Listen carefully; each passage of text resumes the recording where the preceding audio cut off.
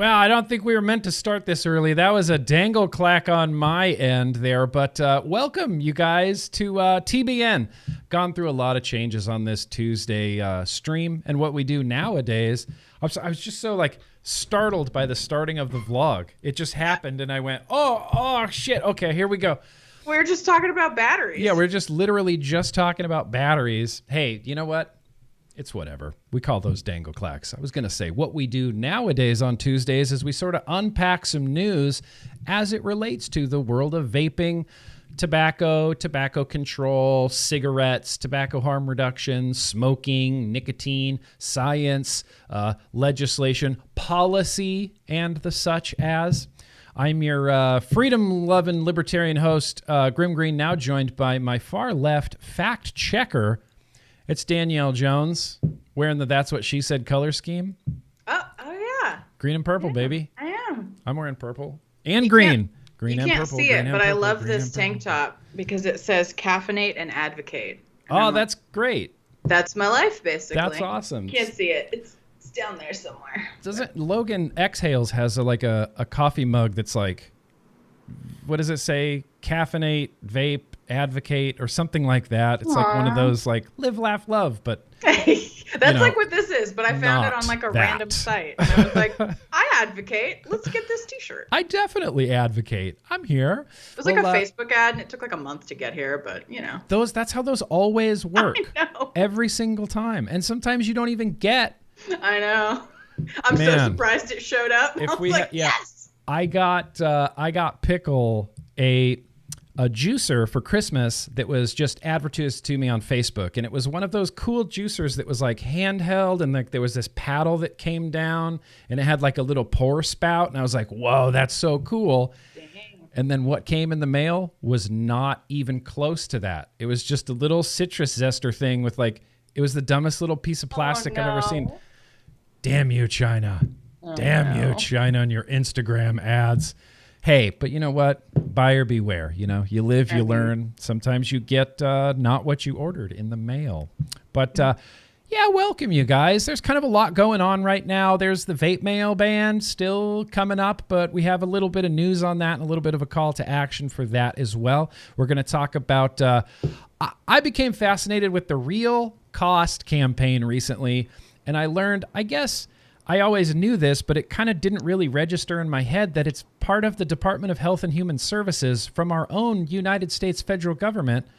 Wonderful little propaganda machine there. So we're going to talk about that. I want to mention Health Canada again because I ran across another interesting article. And Public Health England has updated their vaping, evidence update reports. They do these every so often, and we have the newest one. I don't know if we're going to be really shocked at what we find inside, but I like to think that seeing such positive news coming from the UK could, I don't know, maybe put us in a better mood living in the United States right now, right? Or at the very least, maybe a little bit inspiring to see that, okay, vaping can succeed. Look at vaping succeed. Look at no youth uptake. Look at no EVALI. Look at adults quitting by the tens of thousands. Look, it can happen. And we can make that happen here in the United States. At least that's what we're here to do. The first thing I wanted to mention today, I guess, there's a CASA podcast out. It's a thing. It's a reoccurring thing. It's Alex Jones. Alex Jones. Nope. It's not Alex Jones. Sorry. No. Nope. Definitely not associated with Alex Jones or InfoWars in any capacity. Alex Clark from CASA. That's the name I was searching for. Alex Clark from CASA. And Logan Exhales. And Logan Exhales is great. He runs his own Rise and Vape podcast. He's a really radio-y podcasty guy, and they do a great job. And I'll throw a link down in the description. And the CASA podcast, I mean, how would you even summarize it, Danielle? They talk about harm reduction. They do calls to actions. They talk about what we talked about, what's going on in Texas, where there's not really a call to action, but it's kind of like for your information type of thing. I would definitely say if you guys follow CASA and you check out the sort of blog posts that we do, we kind of called them like heads up updates. It's sort of a weekly roundup of like what happened during the week, what the new calls to actions are, interesting science that came out. It's sort of like an audio version of that. They cover some of the same things. So if you want that news, but you want to listen to it, while you're driving or while you're exercising or while you're doing something else, it's a really good way to stay up to date. It's like a little news segment with interesting topics about THR and vape stuff each week. Yeah, I'll have a link down in the description. It's a great little resource. It's a really good podcast. Logan and Alex, they're just great dudes, and they're just they're great dudes to listen to. So I'll throw that down in the description as well. We're going to get to the USPS vape mail call to action in just a second, but I wanted to mention Canada again, because they have this 20 milligram per milliliter sort of legislation on the books. And there's this group, Rights for Vapers, up in Canada, that if you're a Canadian, I'm not sure if I saw any of my Canadians in the chat tonight. Hang on, I don't even have the chat popped out. What am I doing? Unbelievable, GrimmGreen. Is Pam here? There's PSS. I saw Pam here. Get hooked up with Rights for Vapers because they're trying to cap nicotine in Canada. But the reason that they say they want to do this is because of youth uptake, right? Youth uptake. That's the big thing. And maybe this was a typo, but I saw a really weird article. This is from the Government of Canada. Health Canada proposes lower the nicotine concentration limit in vaping products. Here you go, highlighted, the rise in youth vaping. And then the very next paragraph says, as part of efforts to reduce the appeal of vaping products. It doesn't say reduce the appeal of vaping products to youths. It doesn't say reduce the appeal of vaping products to underage people. It doesn't say reduce the appeal of vapor products to non-smoking people. It just says reduce the appeal of vapor products, period. Now, is that just a typo? Did they leave out reduce the appeal of vaping products to youth? Did they think it was implied? Did they think it was implied? Or do we take this for face value and the government of Canada is just trying to reduce the appeal of vaping altogether in general because they don't want people vaping? That's weird, and I don't like that. If they had said, even if they had said it was for the youths, I'd still be mad, but at least that would be like a direction. At least they would have a scapegoat. This is just, we're trying to reduce the appeal of vapor products just in general. Just for Canadians, whether you smoke or not, we're trying to reduce the appeal of them by lowering the nicotine. And that just hit me.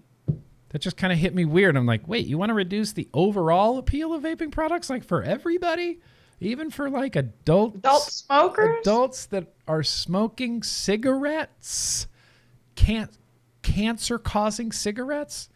I mean, we know what cigarettes does. Anyway, so I'm going to put a link down in the description for all my Canadian fam. If you're up there in Canada, get hooked up with Rights for Vapers. Do this call to action. And, like we talked about last week, even if you think it's still going to pass, you have to resist. You just have to, because if they don't sense any resistance, then they're just going to think, oh, this is obviously we're doing the right thing. Nobody's disagreeing with us, and they're just going to steamroll over all of it because vaping's an easy target. Yep. So you have to resist always, even if you're, in a losing battle. You don't just roll over and die. You fight until you don't have any breath left. You use your last ounce of energy to throw that hand grenade at the bad guys, And that's figuratively. Right? The figurative hand grenade of truth, the hand grenade of science. Yes. You use your last strength, just huck it over the wall at whoever will listen. Yep. Don't go down. And if you're going to go down fighting. So I'll post some links down there for all my Canadian vape fam. And I guess here's the big ticket of the day. There is an official call to action for the United States Postal Service vape mail ban. And this exists. I mean, it's a call to action and it's something that's important that we need to do. But really, this call to action is a lot more in depth than some other call to actions that have been out. And I think that is fantastic because as we often talk about in this, THR vapor space, it's a complicated subject, right? It requires nuance. It's not just on this day you can't mail anything. It's like, well, no, there's they want clarification on things, and there's exemptions for things, and B2B is still a thing, kind of, if the companies are set up correctly as tobacco manufacturers and things like this. So there's a lot of nuance to it, and that's what I like that CASA has included in this particular call to action. They give a little history of it, and basically what USPS is looking for is clarification on a few certain things. So I'm just going to read this. On February 19th, 2021, the USPS published the federal... okay. Talking's difficult sometimes. Not always, but sometimes. Feels like today is an extra difficult reedy day. Okay, concentrate, Nick. On February 19th, 2021, the USPS published in the Federal Register a proposed rule which is necessary to carry out the new law. The public is invited to review and comment on this rule until March 22nd, 2021. So this is public invitation for feedback on what USPS is even going to do about this ban. They're looking for clarification, or I mean, not even clarification. I guess input is the only real word I can think of. They're just looking for input from us, the people that this is going to affect. Right? All interested parties. Yeah, all interested parties. Now it says here, while it's true that comments submitted to USPS about the shipping ban are unlikely to change the outcome or alter the policy, USPS is seeking input from the public on a few key issues. I don't want to read all of these, but it has these key issues here, and it's, consumer testing. What is this? So this one is actually really interesting. So there's an exception with tobacco and other things for the mailing ban that has to do with essentially health providers needing to ship cigarettes, for example, to get them tested to make sure that something's not poisonous or something. But the problem with what Congress has done with the vape mail ban is that they did not set up a pack equivalency, and we all know that's nearly impossible to do. Right. So the current legislation, the way that's written for cigarettes, has a limit of 12 packs or 240 cigarettes, is the maximum that can be mailed for these public health testing purposes.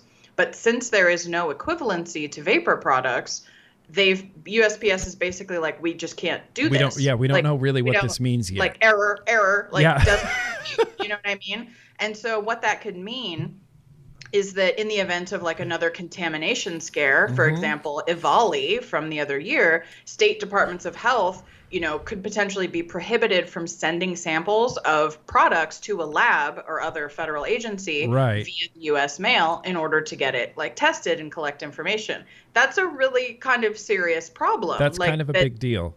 That doesn't Congress is not smart enough to understand all the ins and outs of what they're doing. Right. So it appears that they have overlooked this. And USPS has gone, hi, hello. What about I feel like in reading their proposed rule, which is linked in the call to action if you want to just straight read the whole thing, they actually understood the products better than most people in Congress did, actually. I have to give USPS credit. Not shocked by that. Well, look, we've been mailing, vape products through USPS for a decade now. There's probably a few thousand, I would say 10,000-ish, something, probably manufacturers, shops, retailers that are all registered with USPS. They know how much vape business they do. They know the impact that this is going to have, and especially, I don't blame them for getting vague directions and instructions from Congress, and then they go, all right, what should we do? What does this mean? What should we do? Can you clarify this? And Congress goes, ask the public. Just do it. Just do it. Congress said. Just do what we said. Just do what we said. And there was another one too about the term tobacco products. Right. Commenters. It says commenters are invited to propose alternative terminological approaches and to discuss the relative merits of their proposals. The current definition of ENDS would capture non-nicotine products listed like CBD and related devices. So like CBD vaporizers can't ship. Right. Like, it's confusing because they have so historically they've only really had two categories in like this PACT/Jenkins Act, which were cigarettes and like smokeless. And there are some regulations for smokeless that are different for cigarettes. So those are like the two terms that they use. Yeah. But now, vapor products, like what do they call those? And like, how do they differentiate? Like, they're basically like, this is really complicated. Yeah. Now you've got this thing and this thing and this thing and these things that are kind of like this thing, but not quite. But your definition calls and it them looks all like the a same different thing. Right. Yeah. They're just like, what, Congress? What? So now's your chance to do this, to, send your feedback, your comment to USPS as well as Congress. And we'll get down there in a second. And I just wanted to read this one thing because CASA has included these frequently asked questions, I think this is brilliant.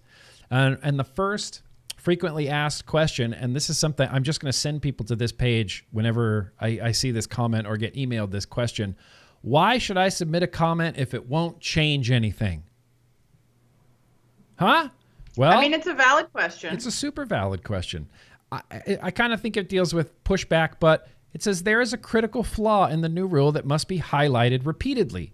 Congress does not understand the products or the stakeholders affected by this regulation, which is one reason why it granted the authority to regulate tobacco products and nicotine to the FDA. Right. I forgot. Yes.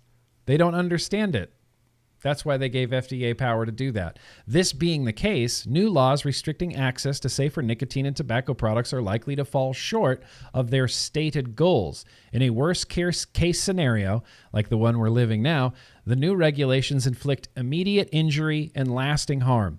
The USPS is genuinely seeking feedback and suggestions regarding unforeseen and unavoidable consequences that may result from the new rule. There are questions of accuracy involving language and weights and measures, as well as how USPS will determine which packages to reject. Although answers to these questions may not change the ban on shipments of vapor products to consumers, it's vital that we're engaged.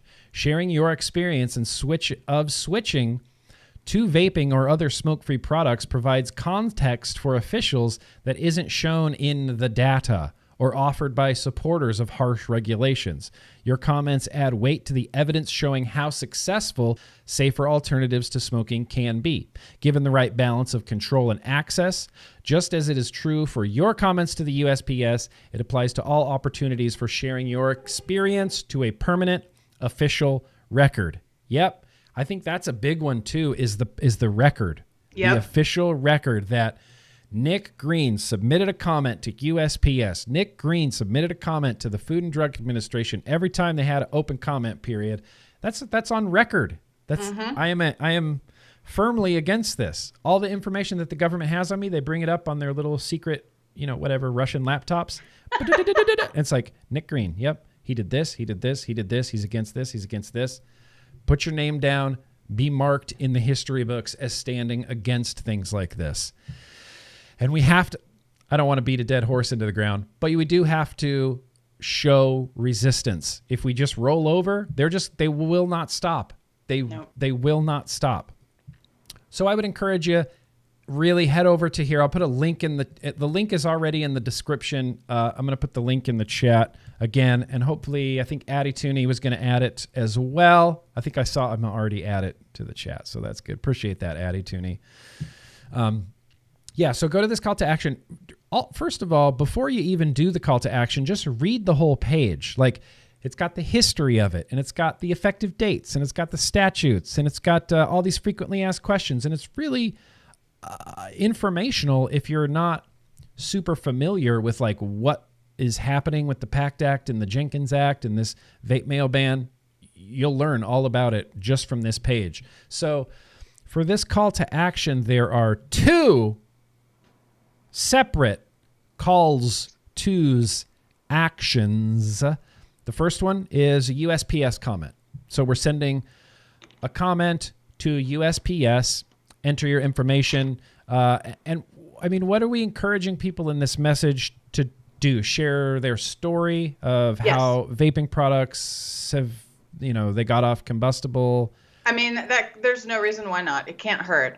If you want to, like the main things that we talked about, those are those 3 things that they're asking questions about. If you review those sections and you have some thoughts on those, like why, for example, vapor products should not be called a tobacco product, right? Or how this, pack equivalency doesn't make sense, or as a consumer, how you are very concerned that if they don't straighten this out and there's some sort of like contamination scare, like we talked about, that you are worried about your, health and safety if doctors can't mail samples to check, any of these things that you care about, you should comment on. Also, of course, include, your vaping story, your smoking story, and how that, and just tell them how this is going to affect you. I mean, again, they're not going to be able to be like, oh, well, never mind, we're not going to do this. Like, they're not going to be able to do that. But having all of that information on record is still important, like Nick was just saying. Yeah. So answer any of those questions that you feel like you have an opinion about or you feel like you have thoughts on, and then also just tell them how this is going to affect you and why you think this is terrible. Especially if you're also be polite and professional. Yeah, polite and professional, and obviously if you're if you're a person that lives out, in a rural area where you 100% rely on mail coming to your house in order to stay off of tobacco, make that very, very well known, Limiting access, it's infuriating. And so then there's a second call to action where we're sending a call to action. It looks a little bit more like a traditional CASA call to action where we're sending it to a few Congress members, people. Your federal reps, Your federal reps. And so I mean, my federal reps are stupid. I mean, a lot of them are, but this is basically like, we're taking this opportunity to tell them how stupid this is that they've done, basically. Yeah. And when your elected officials do something dumb, you should tell them. We need to just tell them. So we're just going to go ahead and tell them right here. So in no uncertain terms, do they, are confused about how we feel about this. So you need to go ahead and do both of them. You go ahead and you do both of them. Do both call to actions. It'll take you maybe 5 minutes, maybe a little bit longer if you wanted to read the whole thing, which I would suggest. But I think this is great that we have this active CASA call to action for the USPS vape mail ban. And I get the feeling that between now and the end of April is going to be a really hyper interesting time. I mean, not necessarily interesting in a good way, but interesting nonetheless, with USPS versus Congress versus vaping versus nicotine versus this whole pack equivalency, like, oh, well, you can mail 5 packs of cigarettes, but not 12 packs of cigarettes. Okay, well, what's that mean for vaping? We don't know. Is that? We don't know. Nobody knows. Nobody knows. So we're hoping through this and through, I don't know. We're trying to get clarification and see how this is going to shake out, because we're going to have to get something final by the end of April, right? Like that's the deadline. We have to get something more concrete by then. Right. So hopefully this is our chance to get something a little bit more concrete. The Tobacco Reporter also says Postal Service invites input on ENDS products. Stakeholders will have 30 days to comment on the proposed U.S. Postal Service rules for mailing electronic nicotine delivery systems, or electronic non-nicotine delivery systems. The USPS proposed the rules on Wednesday, and they were published in the Federal Register today. Comments must be submitted by March 22nd. One thing that I thought was interesting, it says exemptions from the ban, and this is from Tobacco Reporter. It says intrastate shipments within Alaska or Hawaii. Now, I'm interpreting that is in Alaska or Hawaii, there is no vape mail ban.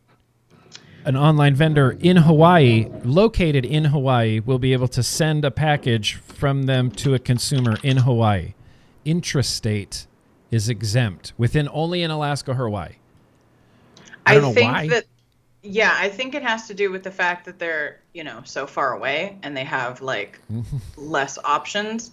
I'm not sure, but yeah, I believe it's been that way for cigarettes as well. Interesting. That's where that comes from. Yeah, I think it's like a logistical distance issue. I think they give them a break a little bit or something. That makes sense. I'm not to me, 100% sure on the history of that, but I did see that too. I think that's interesting that if you're a vapor in Hawaii, you can still order online and get it delivered to your house, but not anywhere in any other state, just because of geographically, it's only saving the continental United States youths. Alaska youths and Hawaiian youths, they're on their own. They don't get a vape mail ban. We only care about the continental United States. It says shipments between verified and authorized tobacco industry businesses for business purposes or between such businesses and federal or state agencies for regulatory purposes. So to tobacco industry businesses, if you're registered as a tobacco manufacturer, you'll be able to ship B2B? Well, yes and no, because I've gotten the frequently asked questions. You've got, what about B2B shipments, right? So there's one very important, I'm just going to read this because it's short. Business-to-business shipments are exempt from the USPS shipping ban with one very important caveat. The products and the shipper must be compliant with all federal, state, local, and tribal laws that may apply. This includes FDA regulations affecting tobacco and nicotine products. So, I guess if you're a B2B that has PMTAs in, then you'll be able to ship? So USPS is going to have to verify your PMTA status before they will ship a product from a business to a business? It's some form of way it needs to be proven. Just was like, figure it out. That's fucked. Oh, that's fucked. Wow, I really feel bad for USPS right now. Like, they just got a ton of shit dropped on them, and they have no idea what they're doing about it. Yeah, I think these comments could be a really helpful thing. Dire Thing points out there's also other requirements to be able to ship B2B. There's a thing about bonded warehouses. It's not easy. There's a lot of really crazy regulations that go into that. And from what I understand, cigarette companies themselves do not use USPS at all, even for business to business, because it's too much of a headache. They use either private carriers, freight, or they have their own like company trucks, basically. If it's too cumbersome and burdensome for a big tobacco company, for a cigarette company, I feel like if they just go, nope, that's too much, we just do it this way. I feel like that's really, really telling. One other thing it says here that I haven't been able to verify anywhere, it says lightweight shipments, right, mailed between adult individuals are exempt, limited to 10 packages for every month. Lightweight packages can be mailed between adult individuals. That's exempt. So that means I could send you e-liquid. I mean, that's what the Tobacco Reporter says. I'm not trying to like skirt the law or anything. But it does say lightweight shipments mailed between adult individuals limited to 10 packages every month. That's an exemption. Limited shipments of cigarettes sent by verified and authorized manufacturers to adult smokers for consumer testing purposes is exempt. Yeah, I don't know what that is. I don't think that's going to apply to pretty much anything that we're involved in. Limited shipments by federal agencies for public health purposes under similar rules applied to manufacturers conducting consumer testing. Wow, 2 exemptions for consumer testing. Right, but remember that one is tied to the pack equivalency, which we don't have. Which we don't have. So USPS was like, we can't do this. There's no equivalency, so we just can't do it. What do we do? Hello? What do we do? Yeah. What? They're just like, hello? Hi. Any clarification? It's like, here's a bunch of rules. Follow them. We don't know what they mean. Tough shit. Like, that's where, like, That's where it feels right now. Lightweight shipments mailed between adult individuals is an exemption. I find that completely fascinating. We'll still be able to send it pays e-liquid to read each other. things, you guys. We'll still be able to send e-liquid to each other. If I hit up Sifu, like one of my patrons, Sifu, and I'm like, hey, can I get some of that Kick It Root down? He could send me bottles legally as one adult sending something to another adult in a lightweight shipment. That is what it sounds like. That is what it sounds like, right? Look, I'm not trying to be the Pablo Escobar of vaping, and I'm not trying to, condone Are you, though? skirting the law, but look, people need to get their vape stuff. Hamish, that's a very gracious super chat of you. Appreciate you, brother. And then Sexy King Phil says, I've depended on USPS for my vape mail ever since I made the switch. If I can't get my vape mail anymore, I'm going to be pissed. Call your reps, folks. Call your reps and honestly do this call to action. Sexy King Phil, get on it. So that was someone that was, here it is. Here's the exceptions. Lightweight shipments. That's the one I can't stop focusing on. Lightweight shipments mailed between adult individuals limited to 10 per a 30-day period. I don't know why I can't stop thinking about that. So that's where we're at with the USPS vape mail ban. There's an active call to action. That's a two-step process. And then we just do it. And we do it because we're resisting.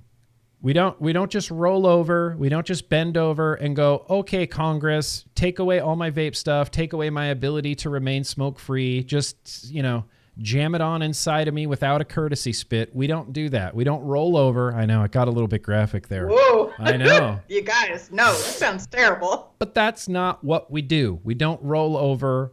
We fight.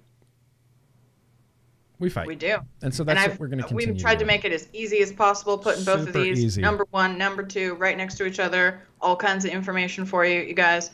And I'm really excited about the Congress one. You know what I mean? The second call to action. Yes. Because I like it. Alex in here wrote, Congress should take immediate action to undo this harmful rule change. Yep. Will they do it? We don't know, but tell them to do it anyway, right? You guys, we've gotten a lot of questions. How do we undo this? Try this. Try this.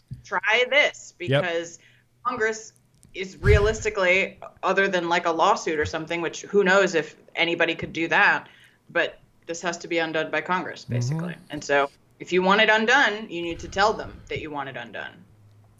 We want it undone. Congress. We want it undone. I'll have a link down in the description. I wanted to read the very end of this, too, because it says the unpublished, and this is, again, from the Tobacco Reporter. Do I still have that graphic up here? No, here. Tobacco Reporter. This is from the Tobacco Reporter. The unpublished rules suggest that business-to-business shipments will be allowed, according to Azim Chowdhury, a partner at Keller and Heckman.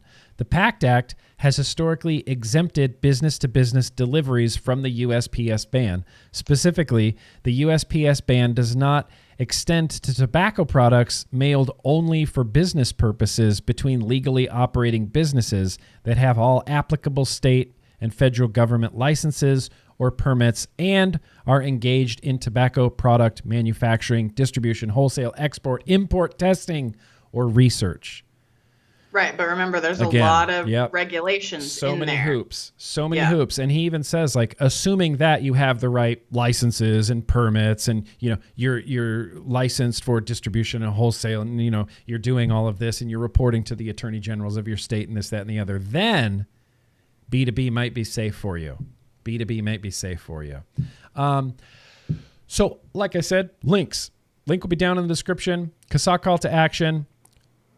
Yeah, Ray, stock up on juice, stock up on whatever you can. Stock up on wire because you never know. Stock up on cotton because you never know. Stock up on liquid because you never know. We still might be able to, lightweight packages, you guys. Lightweight packages. I'm about to send some lightweight packages to Tennessee. I'm going to send some lightweight packages to New York where it's really not. Sending some lightweight packages around. There's a way to live in the margins here, at least for now, while we have to. And the reason that we have to is because of our own federal government. And I wanted to make an example of this hogwash. This is the thing that in most recent memory, like upset me more than anything I can think of. The real cost. I've been engaged with the real cost campaign.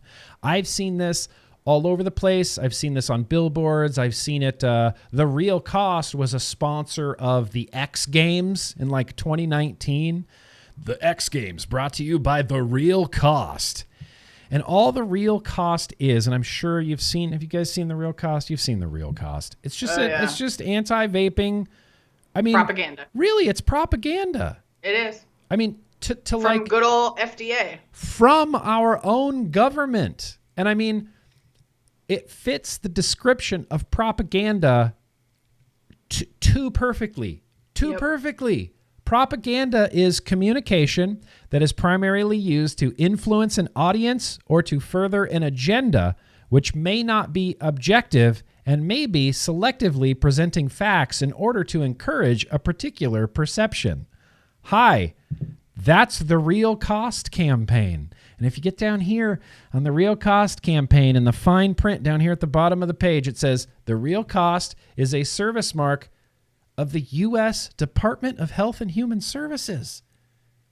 This is, I don't know, actual government propaganda. Actual government propaganda. And so this all stems from their Twitter, because I constantly tweet at them and they never ban me. And Campaign for Tobacco-Free Kids banned me. And, multiple other anti-vaping outlets have blocked me or, whatever on Twitter. And not for being like rude and calling people names, but like Campaign for Tobacco-Free Kids banned me because I was asking if vaping causes cancer. And they're like, blocked. I'm like, well, interesting. Like, I'm just asking a question. Like, I get it. But no matter how much you tweet at the real cost, they will not block you because it's like a government Twitter account. And I don't think they can block you. I have a feeling that they can't. I don't think they can do it. Unless it's like, you're threatening to bomb them or something. Yeah, and sure, threats of violence. Don't do that. You guys don't do that. I guess they would. I guess they would block you then. And this all started from a tweet that they tweeted out that said, this manatee, it's a video, and I'm going to play you the video. It says, this manatee has an important message for you. Hashtag the real cost. Let's where did my manatee go? Where'd my manatee go? I like manatees. I like manatees too. They're the sea cows. They are sea cows. They're big, and they eat lettuce too. They eat lettuce. They're literally cows of the sea. No, they graze on the sea grass. The sea grass. Okay, They're here we really go. Cute. This is the message from the manatee.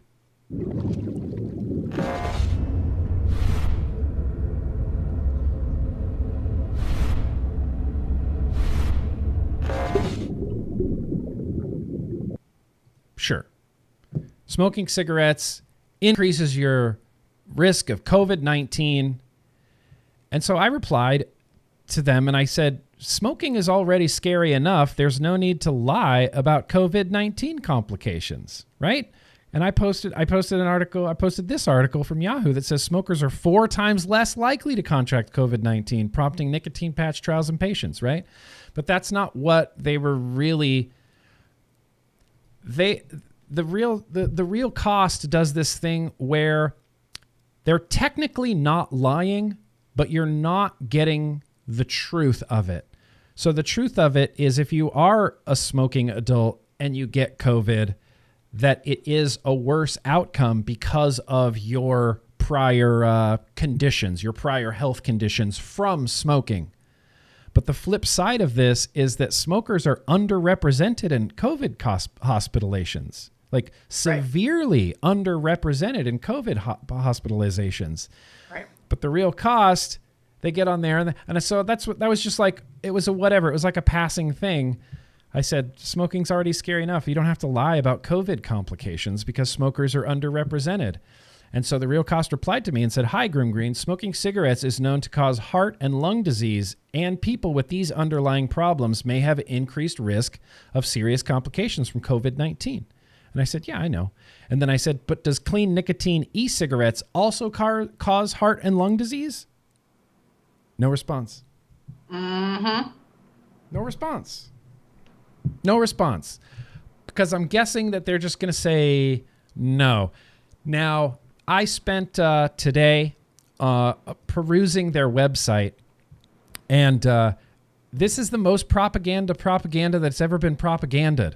The real cost of tobacco. They have this huge graphic at the top of their website. I'm showing it on the screen now. The real cost of tobacco, vapes, cigarettes, dip, and other tobacco.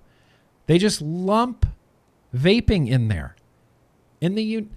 Our own government is equating harm reduction products of vape with combustion, with cigarettes, saying, nope, no difference. Here's the real cost.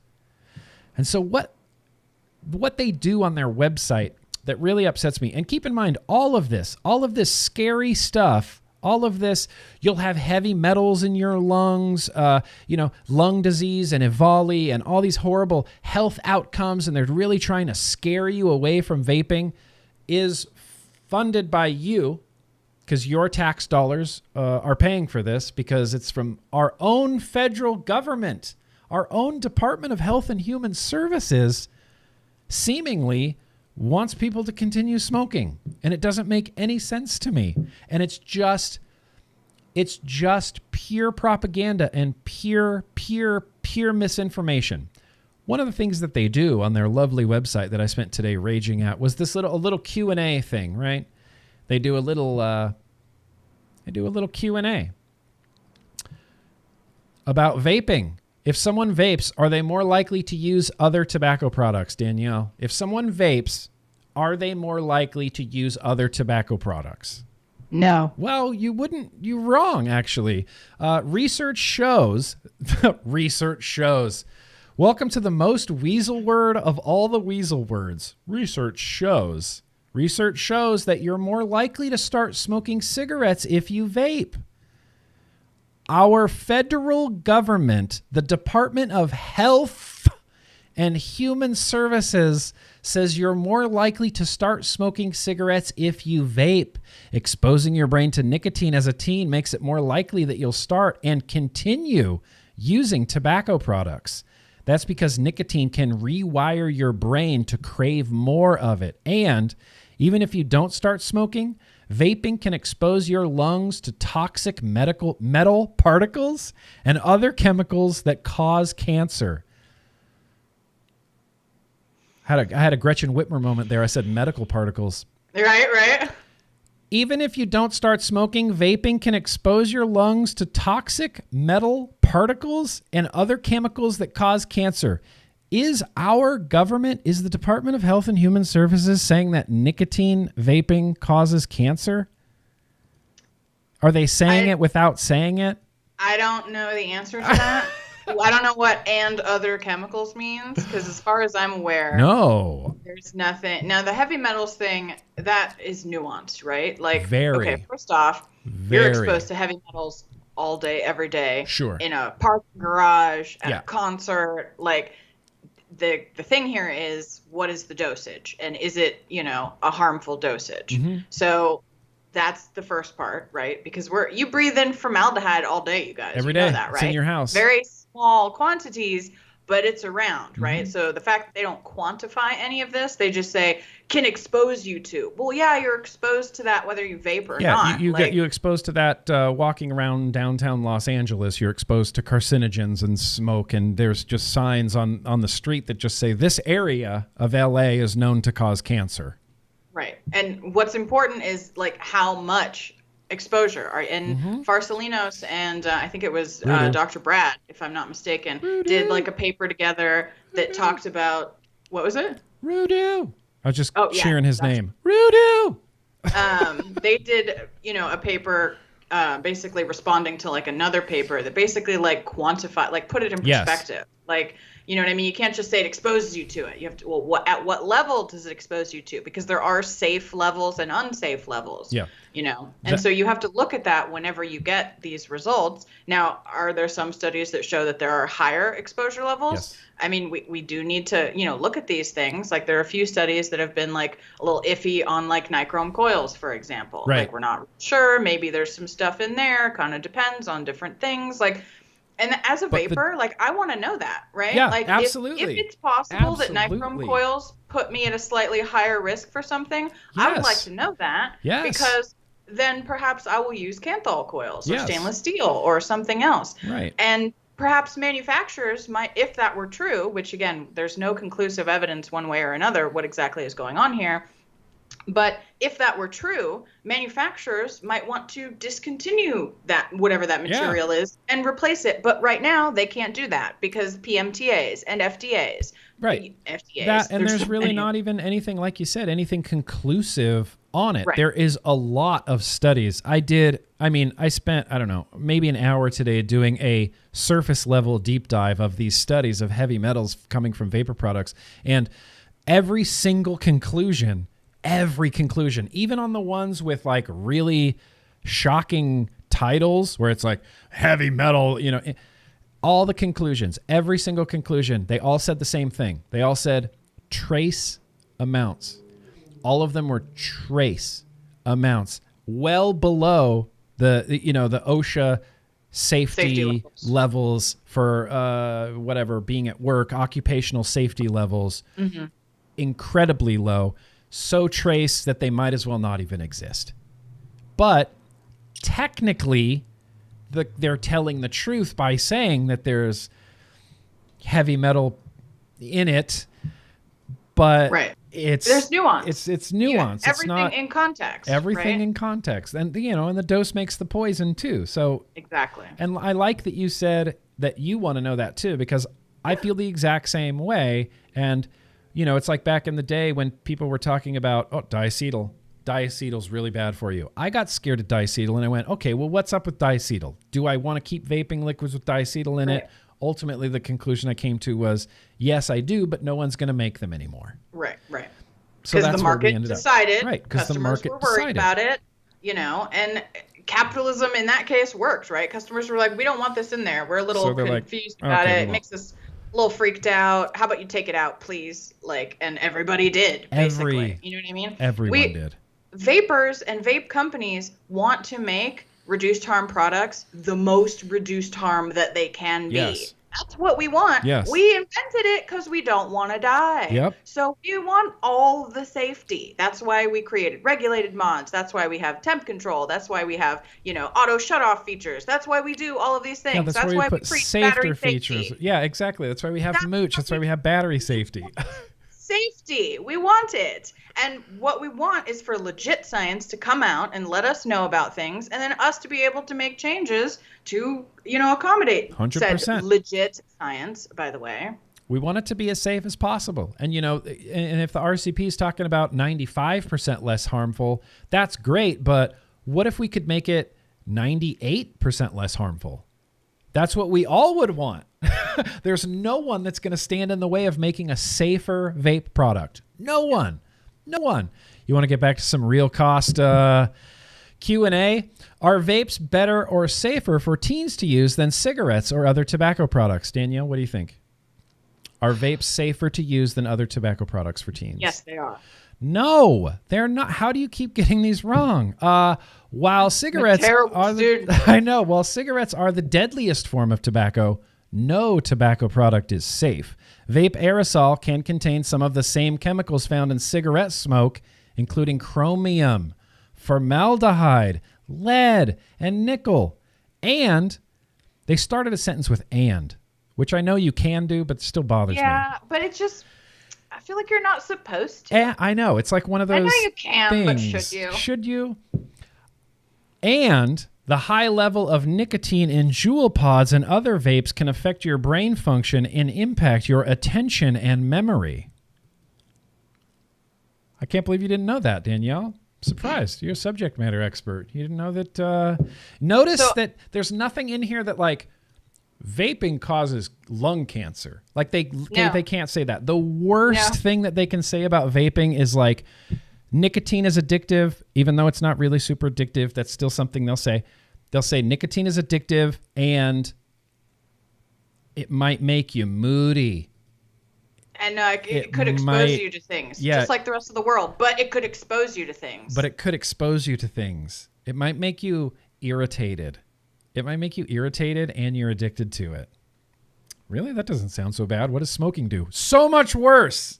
Yeah, so and I much like how worse. They started out. Wait, go back and read the first line of their answer. While cigarettes are the deadliest form of tobacco, no tobacco product is safe. If cigarettes are the deadliest form, right, vaping has to be less harmful. Well, and this is something that they themselves, they have this continuum of risk now because of general snus. FDA has the tobacco continuum of risk where cigarettes are at the farthest end and snus is kind of down here at the bottom. And then there's still 2 open slots less harmful than snus.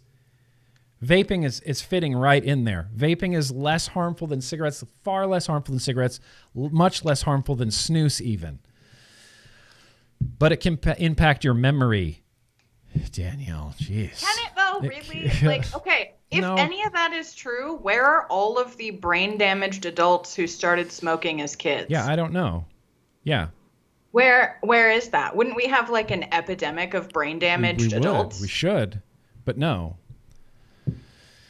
And that's the thing is a lot of these claims are just demonstrably false. It's like when they say, "Oh, youth's vaping leads to youth smoking." Okay, prove it. Okay, you can't because youth smoking is continuing to go down in spite of your claims. Oh, you can't prove that? Okay, here's the last question. Are vapes... Oh, no. Oh, we already went through all the... Oh, wait, hang on. This isn't the right one. I put the same one in here twice. And I have to get to the third one because the third one's the best one. Oh, no. It is. It really is. I feel like I'm going to get this one wrong, too. Oh, shoot. Maybe I didn't take a screenshot of it. Damn it. Oh, no, I did. I took the same screenshot twice. Okay, well, you'll have to go to the Real Cost website and take the survey yourself, but I can't believe you got so many of those wrong, Danielle. I'm surprised by that. I'll won't put a link in the description to the Real Cost, but what I would suggest doing is follow the Real Cost on Twitter because you can reply to all of their stuff with like science and articles and data, and they won't ban you. And it's great. And it's great. Look at this. Look at this thing too. Hang on. Oh, I didn't even put it in here. Even their Twitter banner is like menacing. Oh man. Nefarian says, Danielle, as a member of the CASA board, I expect you to get these all wrong. Yeah. Thank you. I feel better now. There's no such thing as a safe tobacco. This is just from their Twitter. Big letters, there's no such thing as safe tobacco. And then there's like skulls, and it's on this like old-timey TV. Propaganda. When we talk about propaganda, the Real Cost is pure propaganda. They're pushing their unscientific, unsubstantiated, exaggerated claims of harm in an attempt to literally scare kids away from vaping, which sometimes work, sometimes doesn't work. Nobody really knows. Every study that I've seen, I saw a study done very recently. Someone examined the Real Cost campaign and evaluated whether using scare tactics on kids about vaping was, successful or not. The conclusion that he came to was maybe. Sometimes it works. Sometimes they go in the opposite direction and want to try the product that you're trying to tell them not to use. And I'm thinking, no shit. You're a DARE program 2.0. I barely graduated high school and I know that answer. Let's move on. Let's get into some good news.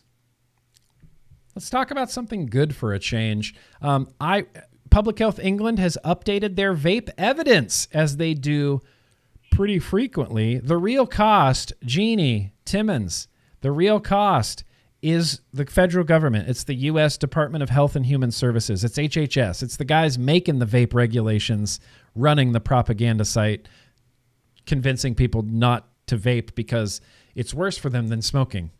And what kills me is on that website, which don't go to it, but they have like 4 vape Q&A questions and like 1 cigarette question.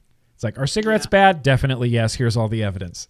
Right. 1 cigarette question. But we got to spend all this time on vaping, Don't let them know.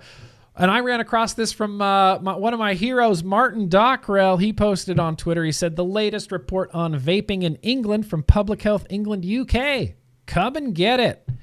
And they did. Vaping in England, a 2021 evidence update summary. This is kind of a huge thing. It's a huge deal. And you can go to it. I'll have a link in the description. And it is just a wall of text.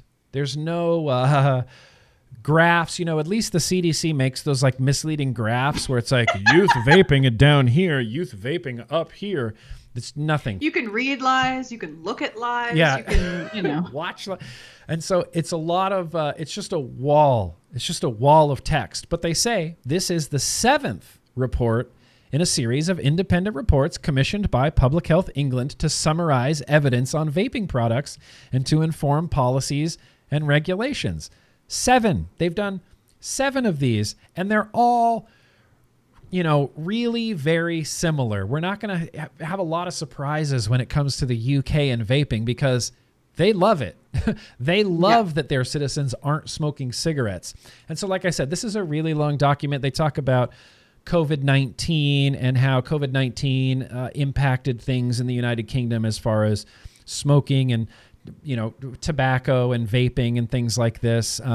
They're talking about Brexit a little bit as well and how that's going to affect regulations, although I don't know if they're calling it the European Union Withdrawal Act of 2020. I'm assuming that's Brexit. And I think that's Brexit. They talk about how this withdrawal agreement is going to affect the TPD, which is going away. Vaping isn't part of the TPD anymore, the Tobacco Products Directive. It's going to be part of the TRPR, which is the Tobacco-Related Products Regulations, which... that's brilliant. It's better than tobacco. Calling this a tobacco. This is a tobacco. This right here, tobacco. You didn't know it? I'd rather tobacco. clean nicotine, but I guess tobacco adjacent is better than tobacco nothing. related, right? It's better, right? I think it's better. I think it's much better. But it's going to be its own thing. They're making it their own unique regulatory system for tobacco-related products. And the reason that they're carving this out is because of the introduction of like pouches and snus into the United Kingdom. And so cigarettes are going to be part of, tobacco as it should be. And then tobacco-related products are going to be things like snus and nicotine pouches and vapor products.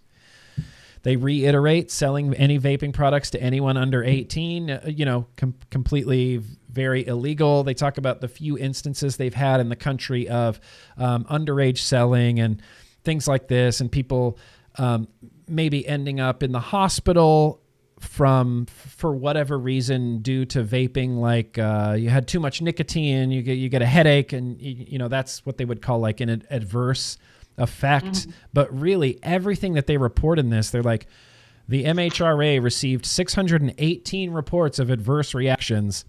If that was in the United States, that would be front page news of just like some terrible thing that has happened. And in the UK, they're like, that a couple people got a tummy ache. Yeah, couple people got a tummy ache, but literally millions of people are quitting smoking, so we don't care about the couple people with the tummy ache. Right. The government's tobacco control plan for England, which sets out ambitions for 2022, remains in place. It says a government consultation in 2019 outlined a new ambition to go smoke-free in England by 2030. This is incredible. It also included an ultimatum to the tobacco industry to make combustible tobacco obsolete by 2030. That's crazy. So this is very similar to kind of what's happening in Japan, because Japan loves heat not burn. Like they're just going crazy for IQOS and all things heat not burn. So much so that the biggest of the big tobacco companies in Japan are already pivoting and going, no one's buying cigarettes anymore. We have to make heat not burn products. And in the UK, they're basically doing the same thing. They're giving this ultimatum to tobacco companies saying, look, we want all of our citizens either on quitting smoking or on less harmful alternatives to smoking, and we want zero combustion in our country by 2030, then the way that we're going to do it is move smokers to reduce risk nicotine delivery systems like vaping. So there you go. That's the evidence update. It's much more thorough and much more in-depth. They do talk about vaping among young people, and which I'll talk about in a second, because Ash actually does like a really like CDC style charts where you can see like this little sliver. It's like 0.6% of youths, and it's like just this little like fucking dot on there. I know, right? But again, if that was a Truth Initiative graph, it would have been like this tall, way zoomed in, super tall. Here's the youth vaping, And so we'll get to that in a second. But one thing that the UK does that I find just awesome, that I don't think anybody does in the United States, is adult usage. There's no national adult tobacco survey. Is there, Danielle? No, there is. There is? There is, yeah. Yeah. Is there really? Okay, I'm fascinated by this. I'm going to have to dig into this and deep dive into this, because they do not just the UK doesn't do just a youth tobacco survey. They do an adult survey as well, where you get all of these numbers like, 70% of people that try vaping successfully quit with it, adults that is. And it talks about how long, like patterns of adult use and how long people were dual users for, how long they smoked, how long they vaped, things like what their favorite flavors are, what flavors they found most satisfying, what nicotine strengths they found more satisfying. And that's, they use this data, and that's why they have that nicotine cap, because in the UK they say, oh, well, it's a really small percentage, less than 4% of vapors use high nicotine. So really there's no need for it and things like this. Mm-hmm. But they actually like survey adult smokers and then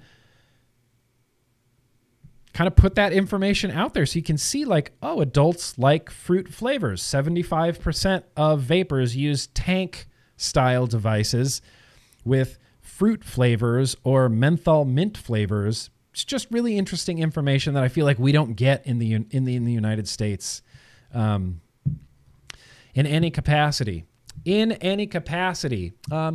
So what did I have here? Oh, yeah, 2030. See, I should have been sharing. I got hip graphics and everything. A government. Yep. Ending smoking by 2030. There was a news article that came out of this. Vaping is better than nicotine replacement therapy for stopping smoking. The evidence that suggests that is their own national PHE evidence update.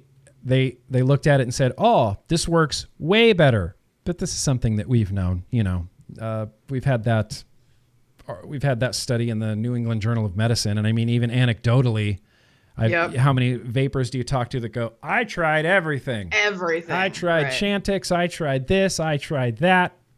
And so in this article, there's some interesting quotes from some people I wanted to read. We got John Newton here, who is the Director of Health Improvement in Public Health England. He says, smoking is still the leading preventable cause of premature death and disease, killing almost 75,000 people in England in 2019.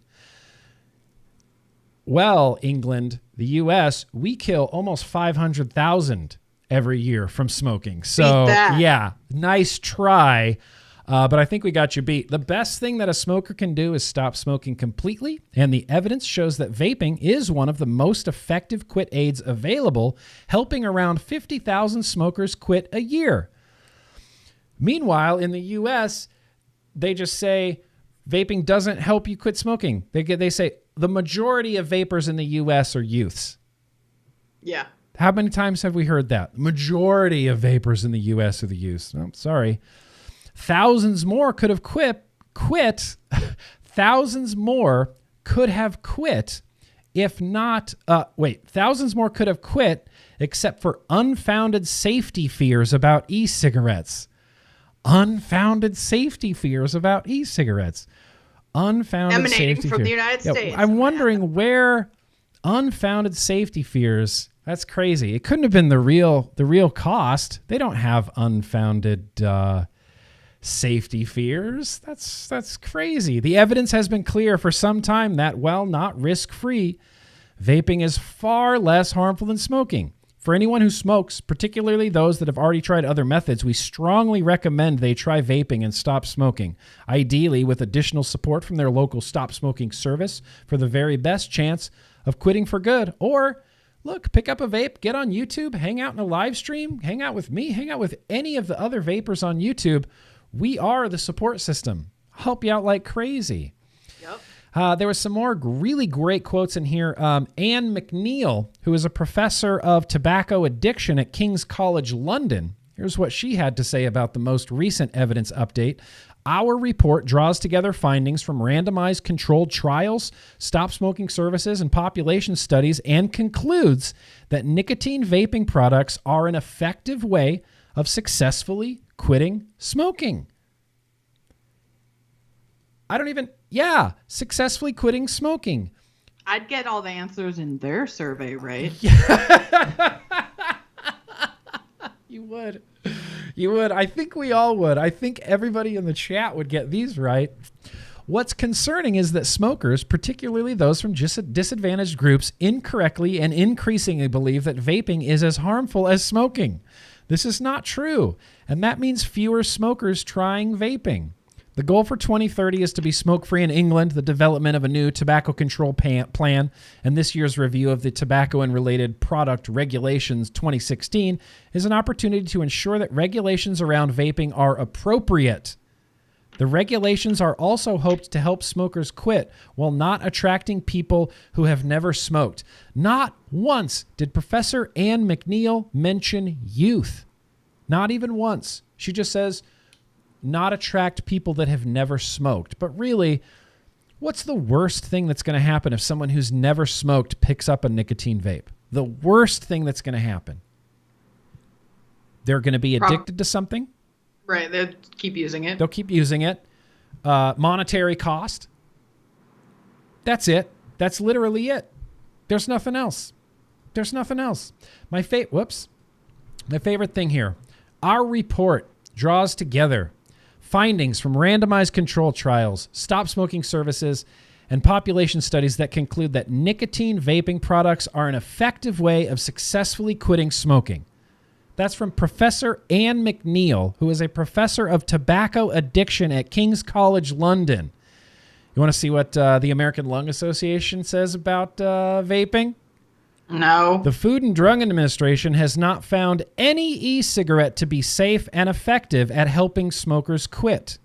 If smokers are ready to quit smoking for good, they should call 1-800-QUIT-NOW or talk with their doctor about finding the best way using proven, FDA-approved treatments.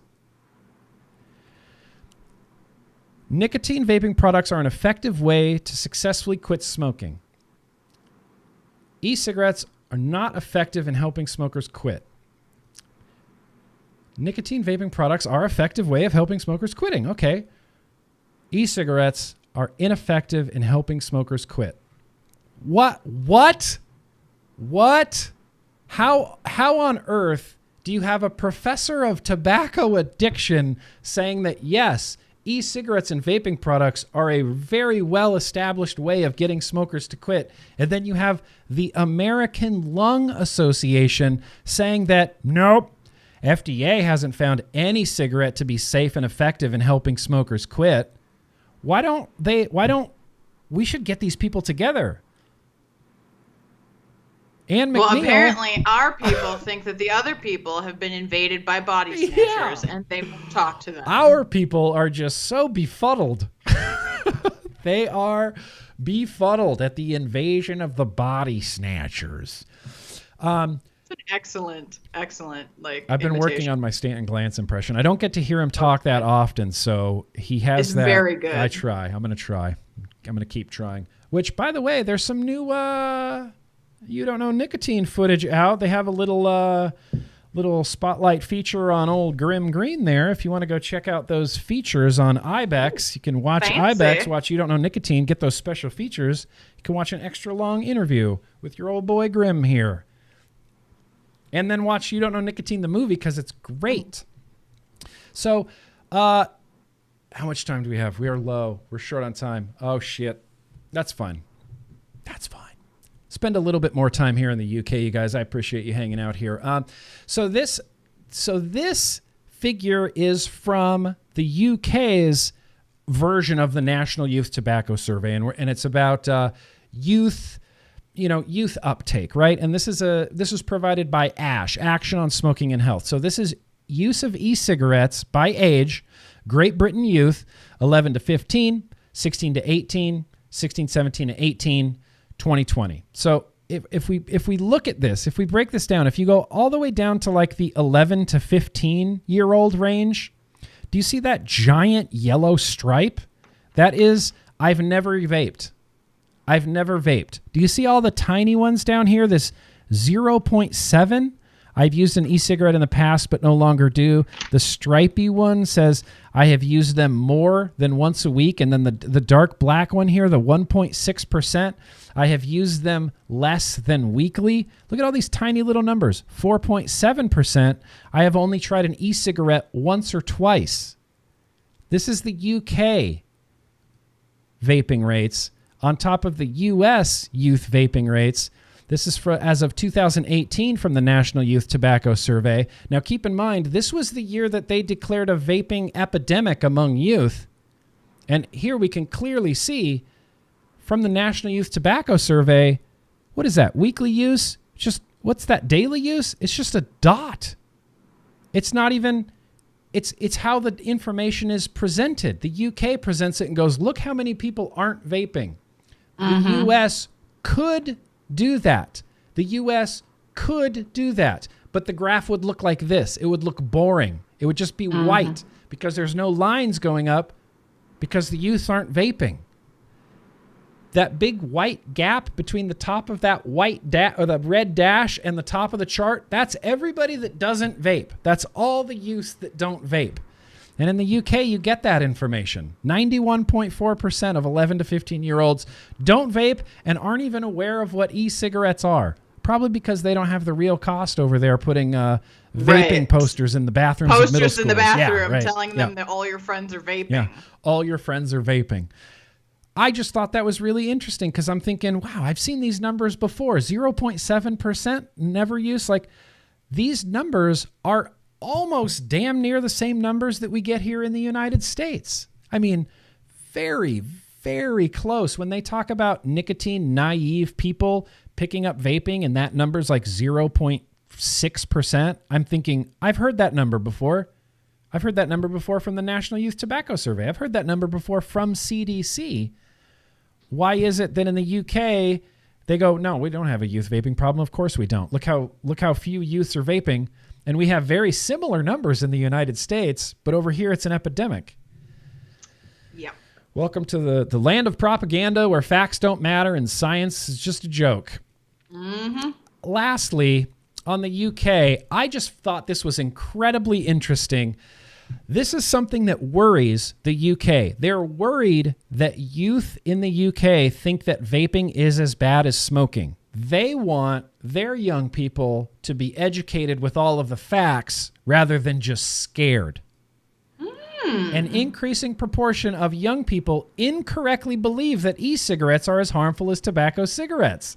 Since 2013, there's been a gradual fall in the number of young people who correctly identify vaping as being relatively less harmful than tobacco smoking. In 2015, 66.7% of young people correctly said that e-cigarettes were less harmful than smoking, falling to 42.8% in 2020. The proportion of young people incorrectly saying that e-cigarettes have about the same level of harm as tobacco cigarettes has grown from 21% in 2015 to 35% in 2020. This is something they're worried about. Imagine that. It's like fucking Bizarro World just up to 11. I can't believe it. I mean, even just like the real cost. Right? The real cost. Vaping and monsters and heavy metal and brainworms and like deformed faces and like trying to make our youths as scared of vaping as possible. And in the UK, they go, Why do you guys think that? Don't think that. Why do you think that? Why do you think vaping is as bad as smoking? It's clearly not. Stop being a dumb kid. Here's the facts. How is it this great of a divide between these two countries? I'm obsessed with it. You want my opinion? I want your opinion. What's this divide? Tobacco money, right? Well, I think it has to do with I think it's a few things, but I think one of them is the fact that the UK has a national health system and the United States has a for-profit health system. Yes. And so the UK and their government, right, because it's government-run healthcare for the most part, they focus on cost savings and making people healthier. That way it doesn't cost the government more money when people get sick. Yep. But in the United States, CEOs get rich when people get sick. Insurance companies, pharmaceutical companies, hospital companies, all kinds of drug companies, medical device companies. Yeah. It's all a for-profit situation. And so sick people make people money. Yep. You know what I mean? Sick people make people money. The government doesn't have a vested interest in a cost savings and looking for really what reduces harm the way that the UK does. I think that's one of the biggest differences personally. I'm not saying that universal health care is perfect and without fault or issue, but I think that is definitely one of the things. They don't have the problem that we have where the CDC is potentially massaged or manipulated by the donors that donate to them, for example. Influence, or, big tobacco influence. Right, and pharmaceutical influence, and my camera died. Oh, that's and okay. private activism groups influencing things like that. It's not the same thing. It's a lot more about money here. I think that's one of the major things. Yeah, it's about money. It's about now we switch sides. Hey, that works. It's about money. It's about, and I think a lot of it is big tobacco influence too, right? Because big tobacco doesn't have a big influence in the United Kingdom. They're not really granted an audience at the table. They're not really given an invitation to the party. They don't get their influence in the United Kingdom. So the United Kingdom can just go, stop combustion by 2030. Deal? That's it. That's our rule. Hope you stick to it. Everybody here's vaping. No combustion here. But in America, big tobacco has lobbying money, and they can lobby politicians to craft legislation. And you can, this tobacco company can create a foundation that funds lobbyists that fund Campaign for Tobacco-Free Kids that get in the ear of politicians to move the legislation needle in their favor. They don't have that in the United Kingdom. I'm hoping that science will win someday. I mean, I know it will. I have faith. I have faith that science will win someday. And as long as the United Kingdom keeps going strong, you guys, you could do it. Also, Pam, PSS brings up a great point in chat. She says, we have socialized medicine here in Canada, and the government still doesn't care that vaping will save billions of dollars on healthcare. So I think that's a component to it. I think it's a component, but also you have to understand how close Canada and the U.S. are, and it's really difficult for I think their people to separate from what is happening here. I think proximity, the closer you are to a, radioactive thing like the U.S. is, some of that's going to bleed over. I'm not saying that socialized medicine is the cure to all of vaping's problems, but I'm just saying I think it plays a factor. It does. But there's other things that play factors too, just to put that out there. Yeah, I mean, we got ego-driven scientists and the such as. All right, I'm going to what time is it? Okay, let's start wrapping this up. I want to mention this as the last thing. Big Vape. Vape. Yeah.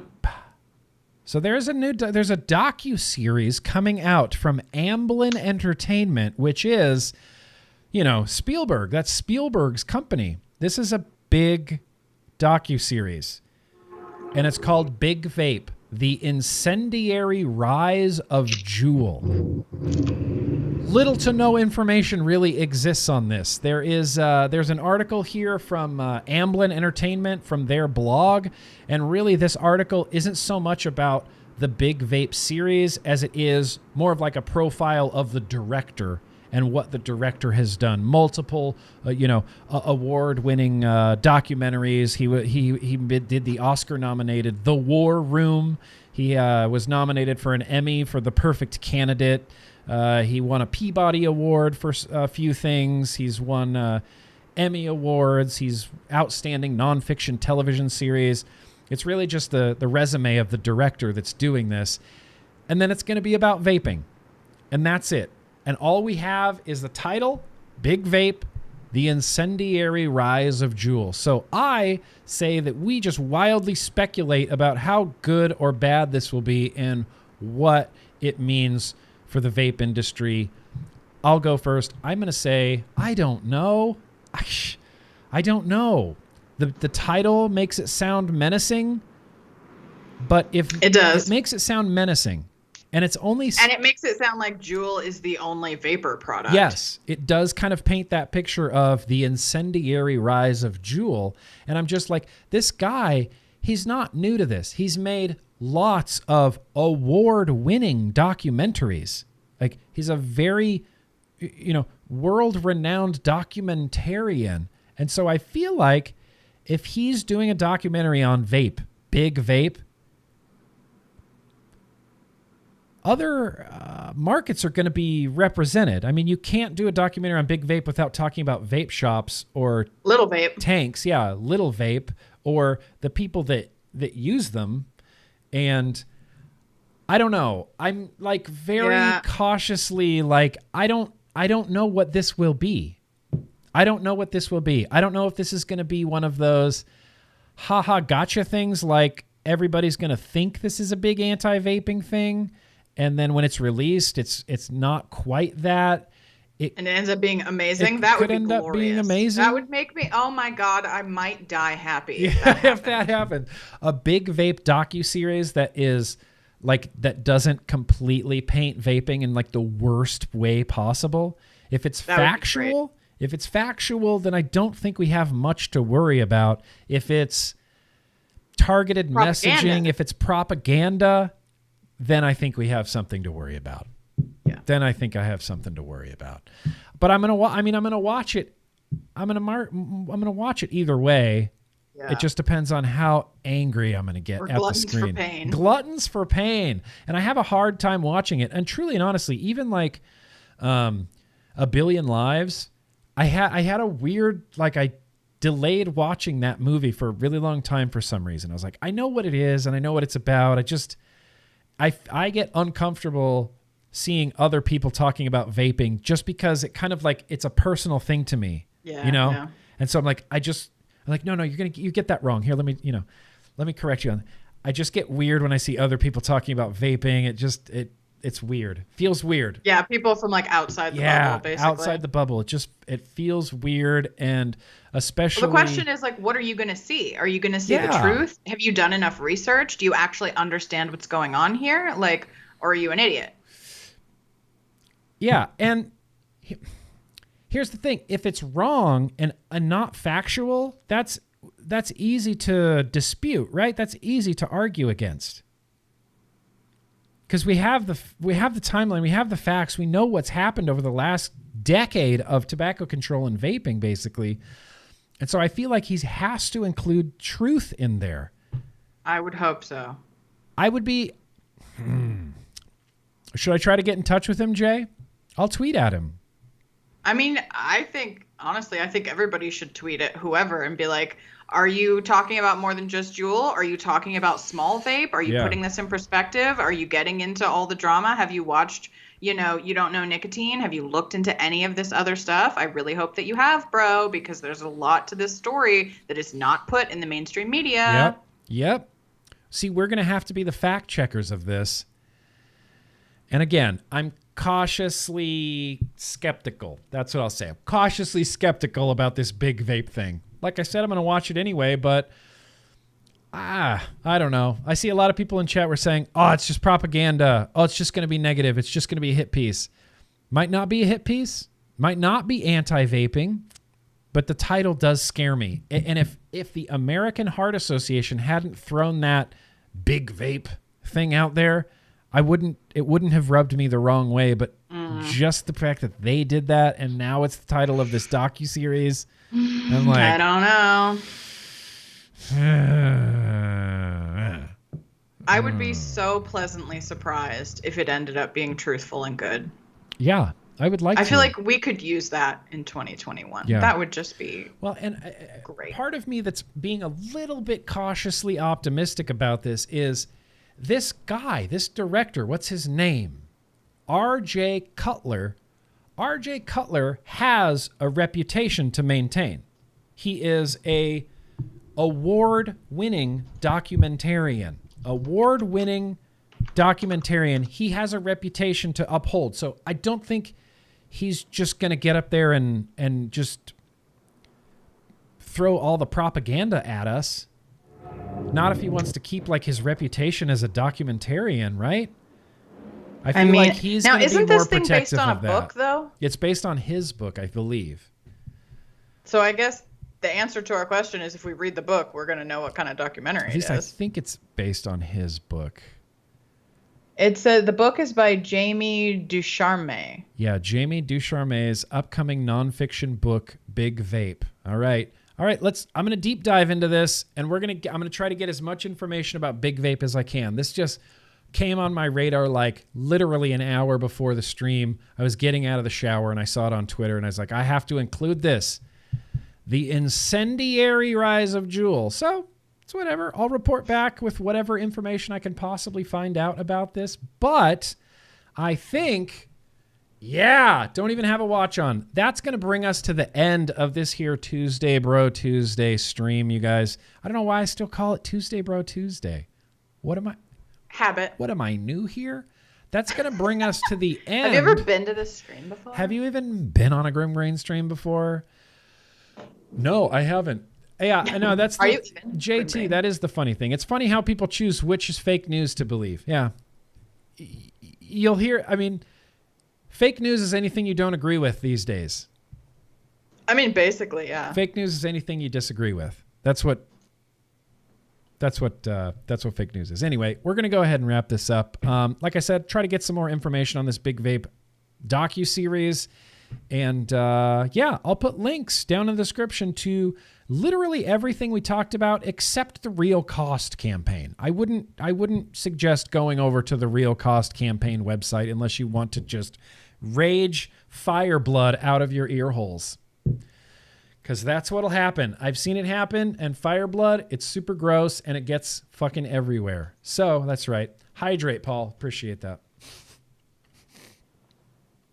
So, from all of us here at the TBN studios in Burbank, California, I'd like to thank the cast and crew.